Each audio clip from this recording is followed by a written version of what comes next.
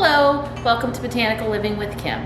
It's the end of summer now, and so the rose bushes are looking pretty ratty. So I'm going to do a light pruning on them and trim away the dead leaves, some of the old blooms, cut back some canes, and hopefully make them look really nice so they send out some great fall blooms. Whether you're new to trimming roses or you need just a quick refresher, I hope this will be helpful and enlightening and take away a little bit of that intimidation that sometimes people feel when they have big rangy rose bushes and they're not sure where to start.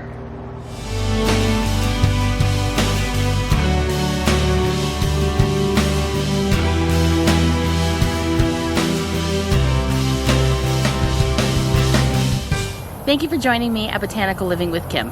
Today's video is going to be about trimming your fall rose bushes. And this is coming after summer out here in the desert Southwest. It's really hot in August and even the beginning of September. So I kind of let my roses go like this.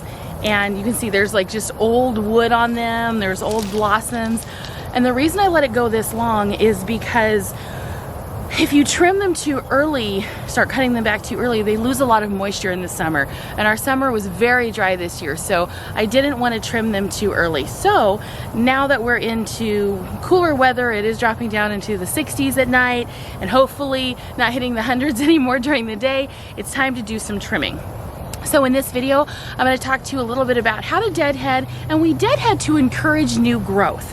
When you leave these old spent blooms on, like these ones, number one, it's ugly. Number two, you can invite pests coming into your plant. And number three, you're not going to get any new blooms if you leave the old ones, because as you probably know, a flower's whole ambition in life is to create a bloom, a baby. And once it produces that baby, it doesn't think it needs to produce anymore.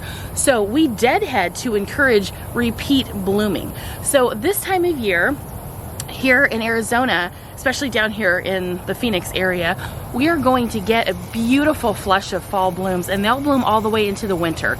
So we want to do a light pruning right now, get out everything dead, old leaves, anything looking decayed or injured, canes that have been broken, anything crisscrossing, scraped, smaller than a pencil, any sort of canes that don't look like they're going to produce a long enough stem where you can cut a flower from. We'll get rid of all of that and we'll strip it back.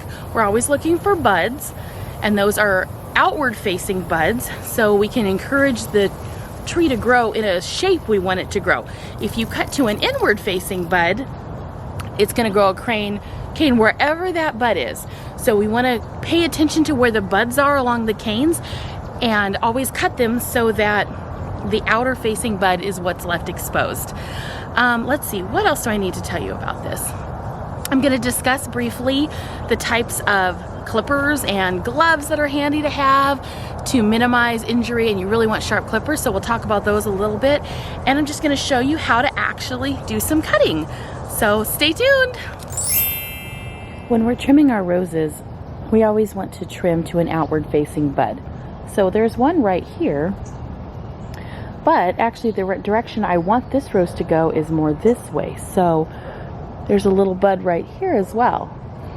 And we're going to trim to that one, because wherever you clip the bud, that's where your new branch is going to go that direction. So you want to pay attention. So this one, I'm going to use this bud because I want this particular branch to go that direction. And you cut at an angle away from the bud. That would make the water run off. You don't want to cut flat because then water or debris could pack on top of the cane, but it'll deflect away. And here's that bud, and so the new branch is going to come out this way. Roses get really crazy here in the summer, so I'm just going to take a few minutes and do some light pruning. Make sure you always use really sharp clippers. You're going to take off anything that's crisscrossing in the middle. Little scraggly branches, you don't need those. They're not going to produce worthwhile stems. You want to take off anything that was old and dead from the summer. But basically, I mean, this tree is not too great, but we don't want to do a hard pruning right now because it is only the end of summer, and we are going to get fall blooms off of this rose bush. So we're just taking off the things that I know are not going to provide any sort of decent long stems in the fall, but this plant is actually going to produce a lot of new flowers coming into fall. And then in the coldest part of the year, which here in the desert Southwest is actually the end of January or the beginning of February, that's when there's going to be the really hard pruning done. And we will take the rose bushes back at least of a third of the way down, in many cases a halfway down. We'll remove all the crisscrossing canes, anything skinny, smaller than a pencil, those will all come off in the coldest time of the year. But right now I'm just going to work on taking back as much as I can, stripping off the old leaves, trying to find outward facing buds because we want a certain shape. We kind of want this sort of vase shape to come up. But this particular area has some really, really old roses, and so we kind of just do with them what you can. If you've been trimming on your roses for several years, you will have a better opportunity to shape the rose bushes themselves the way you want them to come out.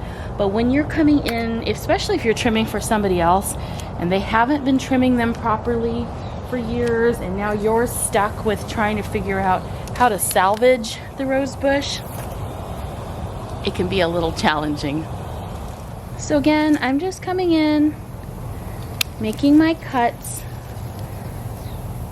finding those outward facing buds and snipping off just as little as I can. I just want to make the shape good. So you see the bud is right here, and I'm cutting at an angle above it, about 1/4 of an inch above it. Getting these old ones out of the way. Oops. And there's a bud over on this side. So, I don't know if I can. There's a bud right underneath my area where I'm going to make that cut. Once you do it, just make a firm cut. And that is how you trim it. Now let's go talk about supplies. Let's take a minute to talk about tools. You don't need lots of fancy, expensive items, but there are a few things that'll be really helpful to keep your roses looking nice. So first, you'll want to get yourself a nice pair of rose gloves. I really like these ones made by Bionics. They come in up to extra large, and I have really large hands for a female, so these are great. And they're long. They go all the way up, most of the way up your arm, which really helps because when you're reaching into roses to do pruning, your wrists and forearms can get really nicked up. So having a nice, big, sturdy pair of gloves like this are wonderful. I'll put a link down below, and I would highly recommend these. Next, you'll want to get yourself a good pair of clippers. I prefer the bypass shears. They look like this. There's 2 different kinds for you to see. And I really like these Felco ones. They're my very favorite. They're a little costly, so if price is an issue, you could also go with the Coronas. That's another great brand to use. But just make sure you keep your blades sharp and keep them clean. That's a tip I'd like to tell you.